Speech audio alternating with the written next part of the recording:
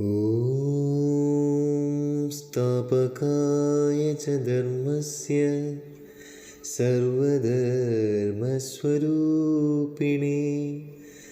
അവതാരവരിഷ്ഠായ രാമകൃഷ്ണായ ഓം നമഃ. ശ്രീരാമകൃഷ്ണ വചനാമൃതം 1-ാം പതിപ്പിൻ്റെ ആമുഖം.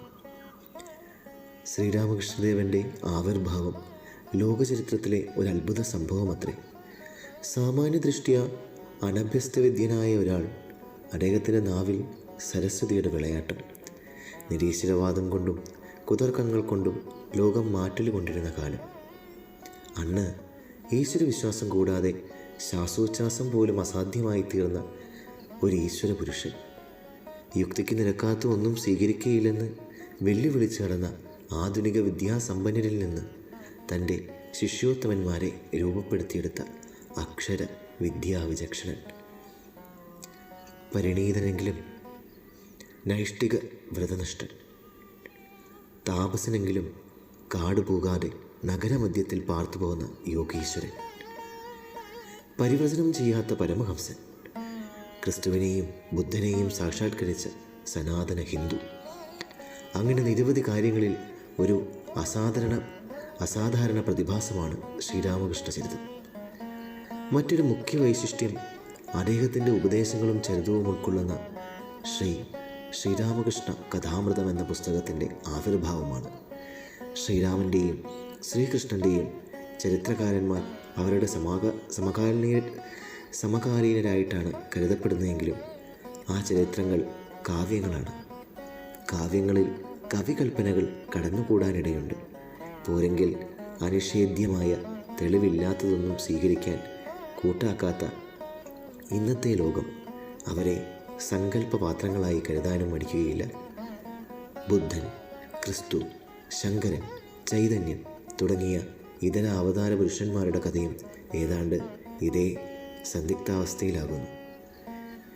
പൂർവാചാര്യന്മാരുടെ ചരിതങ്ങളും ഉപദേശങ്ങളും സത്യങ്ങളാകാമെന്നും അതുമാതിരി അധ്യാത്മ അനുഭൂതികൾ ഈ ശാസ്ത്രീയ യുഗത്തിലും സാധ്യമാണെന്നും സ്വജീവിതം കൊണ്ട് തെളിയിച്ച യുഗാവതാര പുരുഷനാണ് ശ്രീരാമകൃഷ്ണദേവൻ. പൂർവ്വ അവതാരങ്ങളുടെ പ്രാമാണീകരണവും പൂർണ്ണീകരണവും സാധിച്ച ഈ ആചാര്യവര്യനെ അവതാരവരിഷ്ഠൻ എന്നാണ് വിവേകാനന്ദ സ്വാമികൾ വിശേഷിപ്പിച്ചിട്ടുള്ളത്. ഈ ഗ്രന്ഥം സർവദാ ഒരു ഭാഗവതമാണ്. ആ ഭാഗവതം രചിച്ച വ്യാസൻ ശ്രീ മഹേന്ദ്രനാഥ ഗുപ്തനാകുന്നു.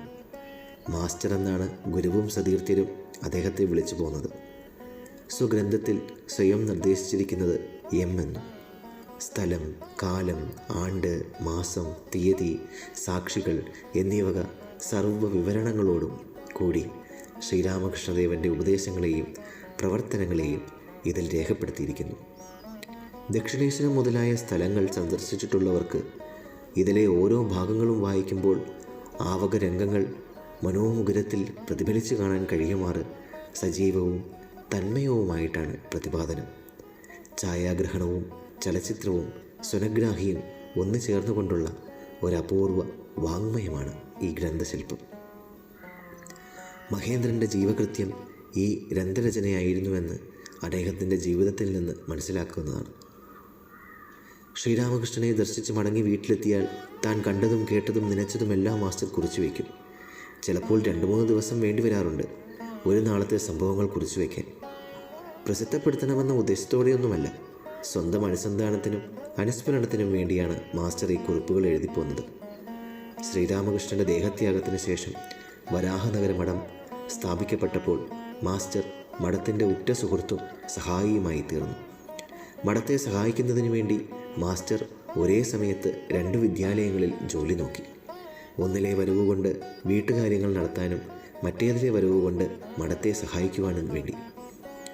ഈ കുറിപ്പുകൾ പ്രസിദ്ധം ചെയ്യാൻ മഠാംഗങ്ങൾ പലതരത്തിലുള്ള പ്രേരണ ചെലുത്തിയിട്ടും മാസ്റ്റർ കൂട്ടാക്കിയില്ല. 1889 മാസ്റ്റർ ശ്രീ മാതൃദേവിയുടെ ചെലവിൻ്റെ ഒരു ഭാഗം സ്വയം ഏറ്റെടുത്തു. ദേവി മാസ്റ്ററോട് ഈ കുറിപ്പുകൾ വായിച്ചു കേൾപ്പിക്കാൻ ആവശ്യപ്പെട്ടു. മാസ്റ്റർ വായിച്ചു കേൾപ്പിച്ചു. ഉപദേശങ്ങൾ യഥാർത്ഥത്തിൽ ഗുരുദേവൻ അരുളും പോലെ തനിക്ക് തോന്നിയെന്നും അവയെല്ലാം സത്യമാണെന്നും അവ പ്രസിദ്ധപ്പെടുത്തണമെന്നും തന്മൂലം ലോകത്തിന് മംഗളമുണ്ടാകുമെന്നും ദേവി അരുളി. ദേവിയുടെ അരുളപ്പാട് മാസ്റ്റർ ശിരസാവഹിച്ചു.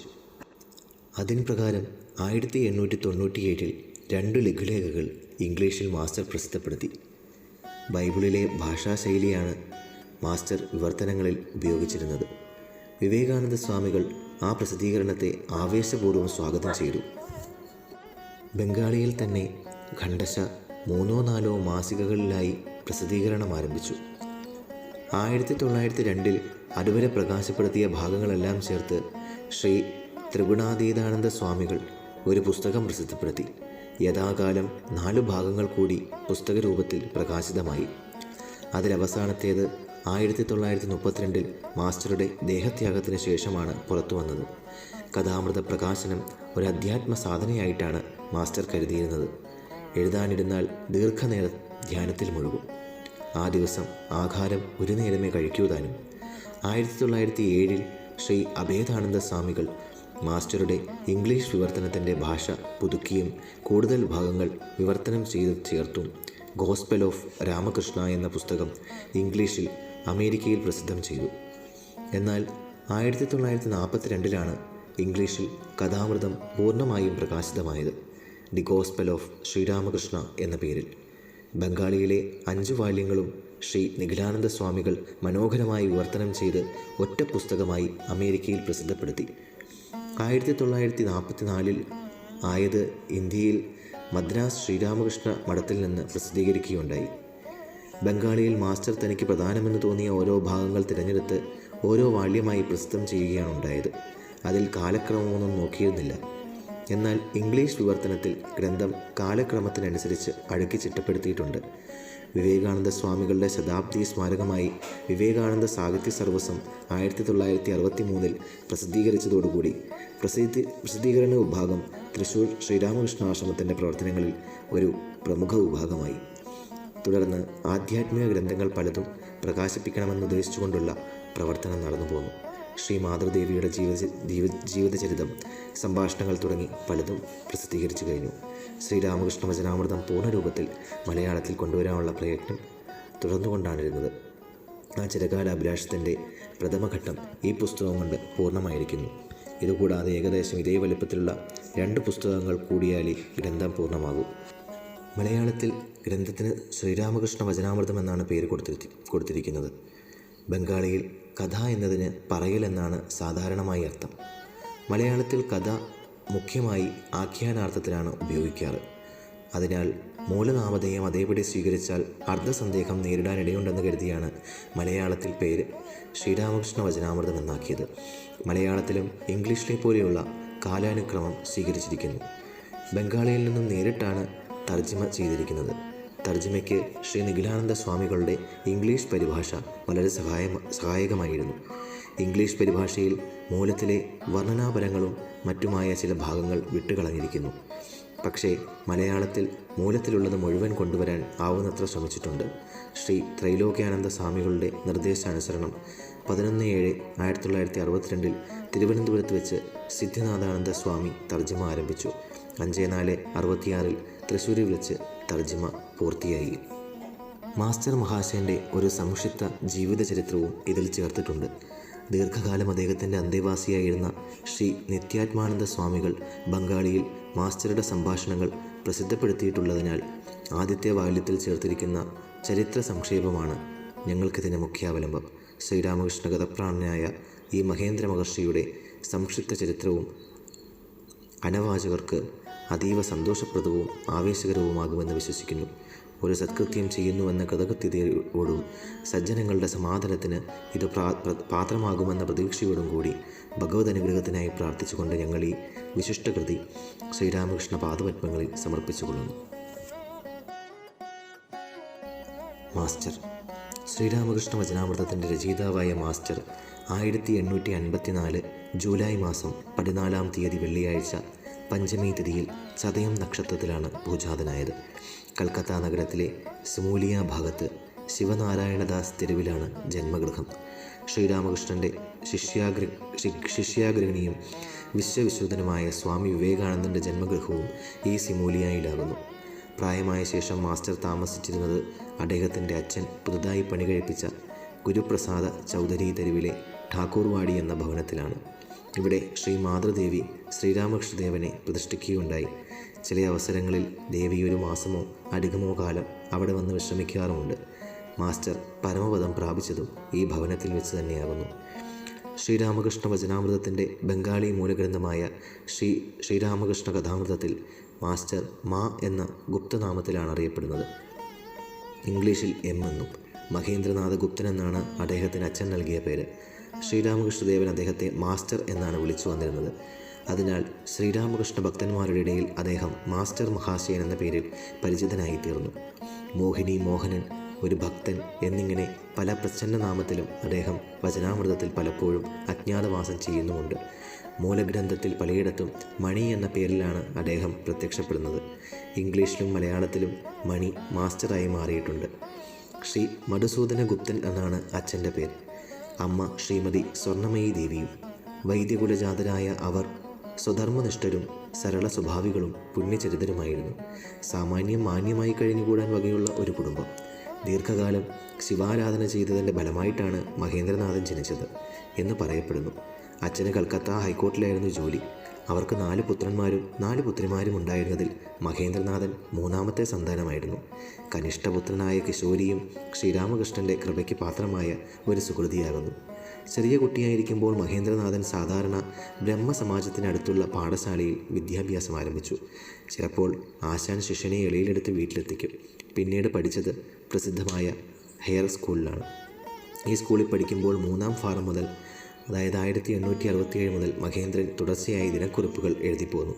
അങ്ങനെ ചെയ്യാൻ ആരും അദ്ദേഹത്തെ ഉപദേശിച്ചിട്ടില്ല. സ്വയം തോന്നി എഴുതി തുടങ്ങിയതാണ്. പഴയ നാൾ വഴി കുറിപ്പുകളിൽ ഒരു പുറത്ത് എഴുതിയിരിക്കുകയാണ്: ഇന്ന് രാവിലെ എഴുന്നേറ്റ് അച്ഛനെയും അമ്മയെയും സാഷ്ടാംഗം പ്രണാമം ചെയ്തു. വേറൊരു ദിക്കിൽ ഇന്ന് പള്ളിക്കൂടത്തിലേക്ക് പോകും വഴി പതിവ് പോലെ ഡണ്ഡനിയായിലെ കാളീദേവിയെയും ശീതളാദേവിയെയും തൊഴുതു നമസ്കരിച്ചു. 15 സംവത്സരത്തിന് ശേഷം ശ്രീരാമകൃഷ്ണനെ കണ്ടപ്പോൾ 1882 ഫെബ്രുവരി 26. ഈ അഭ്യാസം ശ്രീരാമകൃഷ്ണ കഥാമൃതം എഴുതി വയ്ക്കാൻ കാരണമായി. ഈ സ്കൂളിൽ പഠിക്കുന്ന കാലം മുതൽ അദ്ദേഹം ബ്രഹ്മസമാജ നേതാവായ കേശവസേനനാൽ ആകൃഷ്ടനായി. ഗുരുദേവനെ കണ്ടെത്തുന്നതുവരെ കേശവസേനനായിരുന്നു മഹേന്ദ്രൻ്റെ പ്രധാന ആരാധനാപാത്രം. ഈശ്വരചന്ദ്ര വിദ്യാസാഗരൻ, മൈക്കിൾ മധുസൂദനദത്തൻ മുതൽ പേരെയും മഹേന്ദ്രന് വലിയ ബഹുമാനമായിരുന്നു. ശ്രീരാമകൃഷ്ണൻ്റെ ഉജ്ജ്വല ഈശ്വരാവേശം കേശവസേനയിൽ കൂടി പ്രവഹിച്ചിരുന്നതാണ് ഈ ആകർഷണത്തിന് കാരണം. ഈ വീരാരാധന അവസാനിക്കുന്നത് ഗുരുചരണങ്ങളിലാണ്.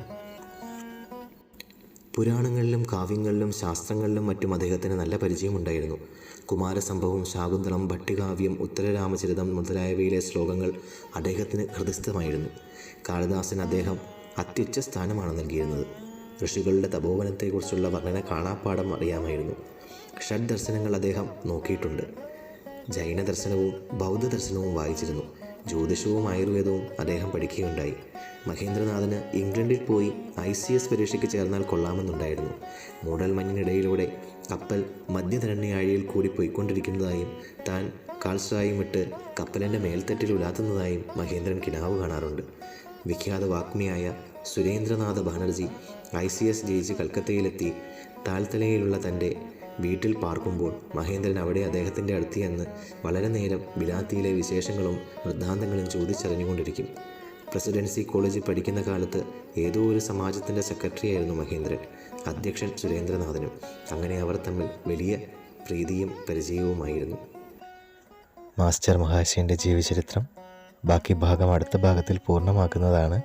അതിനുശേഷം നമുക്ക് അവതാരവരിഷ്ഠനായ ശ്രീരാമകൃഷ്ണ പരമഹംസദേവൻ്റെ ആധ്യാത്മിക ജീവിതത്തിലേക്ക് കടന്നു ചെല്ലാം.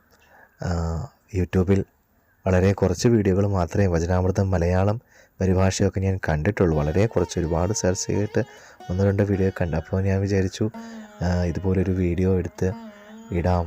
നമുക്ക് മലയാളം പതിപ്പ് കേൾക്കാൻ സൗകര്യമുള്ളവർക്ക് സൗകര്യപ്രദമാകുന്ന രീതിയിൽ ഇടുകയാണെങ്കിൽ, എല്ലാവർക്കും പുസ്തകം എപ്പോഴും കൊണ്ടു നടക്കാൻ സാധിക്കില്ലല്ലോ. അതുകൊണ്ട് അങ്ങനെ ചെയ്യുകയാണെങ്കിൽ ആർക്കെങ്കിലുമൊക്കെ ഉപകാരപ്രദമാകും എന്ന് വിചാരിച്ചാണ് ഇടുന്നത്. അപ്പോൾ ശ്രീരാമകൃഷ്ണദേവൻ്റെ പാദങ്ങളിൽ സമർപ്പിച്ചുകൊണ്ട് എല്ലാവർക്കും ഉപകാരമാകുന്ന വിശ്വാസത്തോടെ ഞങ്ങളുടെ മുന്നിലേക്ക് വെക്കുകയാണ്.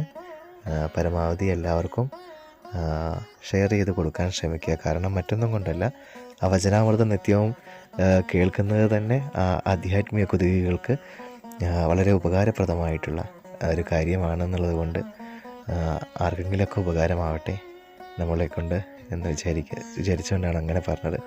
ഹരിയോ.